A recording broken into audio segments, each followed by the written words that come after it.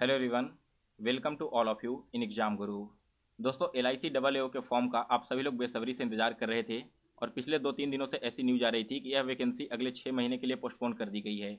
लेकिन finally LIC की तरफ से डबल AO के रजिस्ट्रेशन का लिंक जारी कर दिया गया है। इस वीडियो में दोस्तों मैं आपको इस वैकेंसी के बारे में कंप्लीट जानकारी देने वाला हूँ, जैसे कि कब से इसका ऑनलाइन फॉर्म स्टार्ट हो रहा है, इसके अलावा प्री और मेंस का exam date and exam pattern क्या रहने वाला है।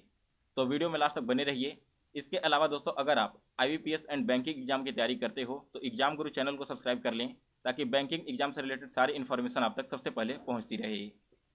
दोस्तों, ये रहा आपका लिंक, इसी के थ्रू आपका रजिस्ट्रेशन होने वाला है। आप यहाँ पर देख सकते हो IBPS online LIC double AO जनवरी 23। ये रहा आपका 2023 का लिंक। और अगर मैं 2019 के लिंक को देखूँ तो यहाँ पर देखो आप, बिल्कुल सिमिलर लिंक आपका पब्लिश किया गया था पिछले भी साल, यानी कि यह लिंक आपका फेक नहीं है, बिल्कुल ओरिजिनल है।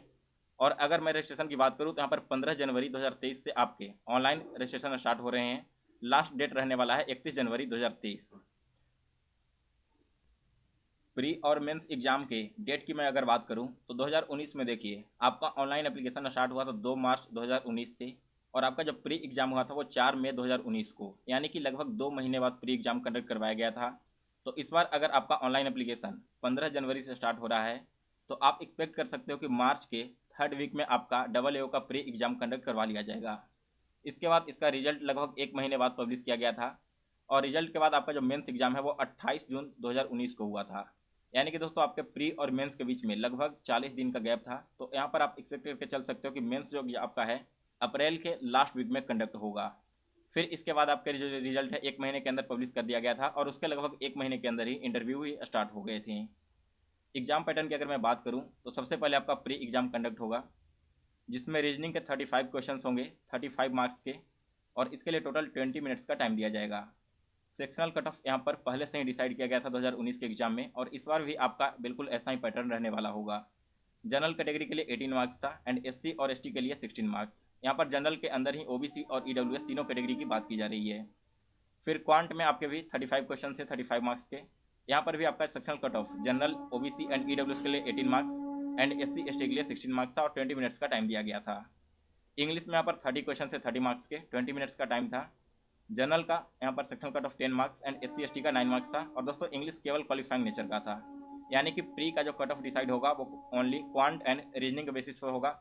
आउट ऑफ 70 होने वाला है। प्री में आपकी जितनी भी वैकेंसी है टोटल, उसके 20 टाइम्स कैंडिडेट का सिलेक्शन मेंस एग्जाम के लिए होगा। और मेंस की अगर मैं बात करूँ तो सबसे पहले मेंस में रीजनिंग के 30 क्वेश्चन होंगे 90 मार्क्स के, 40 मिनट्स का इसके लिए टाइम दिया जाएगा। जनरल OBC एंड EWS के लिए 45 मार्क्स था पिछले साल कट ऑफ, और SC एंड ST के लिए 40 मार्क्स। इसके बाद general knowledge and current affairs में आपके 30 क्वेश्चन होंगे 60 मार्क्स के, 20 मिनट्स का टाइम दिया जाएगा। 30 कट ऑफ गया था जनरल का एंड SC ST का यहाँ पर 27 मार्क्स था। फिर आपके यहाँ पर आ गए DI, तो DI से 30 क्वेश्चन होंगे 90 मार्क्स के, 40 मिनट्स का टाइम दिया जाएगा। Sectional cut off general OBC का था 45 एंड SC ST का 40 मार्क्स था। और फोर्थ आपका पेपर होगा insurance and financial market awareness का। इसमें 30 क्वेश्चन होंगे 60 मार्क्स के, 20 मिनट्स का टाइम दिया जाएगा। और sectional cut off general OBC के लिए 30 मार्क्स एंड SC ST के लिए 27 मार्क्स का था।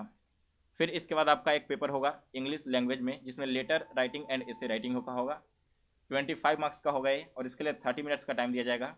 जो सेक्शनल कट ऑफ इसमें है, यानी कि मिनिमम क्वालिफाइंग जो मार्क्स लाना है आपको वो 10 मार्क्स लाना है जनरल OBC के लिए, जबकि SC और ST के लिए 9 मार्क्स। आपके जो मेंस का रिजल्ट है वो केवल 4 सेक्शन को मिलाकर बनेगा, यानी कि DI, reasoning, current affairs and आपके insurance and financial awareness. English language में जो है आपका लेटर एंड एसे राइटिंग, ये आपका केवल क्वालिफाइंग नेचर का है, इसके मार्क्स आपके फाइनल में ऐड नहीं होने वाले हैं। फिर इसके बाद यहाँ पर आप देख सकते हो अलग अलग डिपार्टमेंट की, जैसे देखो IT, चार्टर्ड अकाउंटेंट और एक्चुअरियल का यहाँ पर एग्जाम पैटर्न है। ऊपर मैंने जो आप एग्जाम पैटर्न बताया है आपका जर्नलिस्ट का है। फिर इसके बाद अलग पोस्ट और आपका सेकंड वाला है, इसका भी एग्जाम पैटर्न आप देख सकते हो, जैसे कि डबल AO राजभाषा का। इसके सभी के बाद दोस्तों आप सभी के इंटरव्यू कंडक्ट करवाए जाएंगे।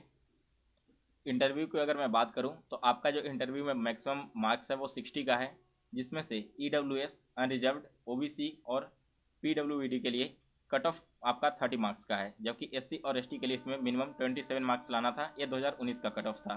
तो आपका जो ओवरऑल मेरिट लिस्ट बनने वाला है वो मेंस के बेसिस पे एंड यहाँ पर आपके जो 60 मार्क्स के इंटरव्यू है उसके बेसिस पे।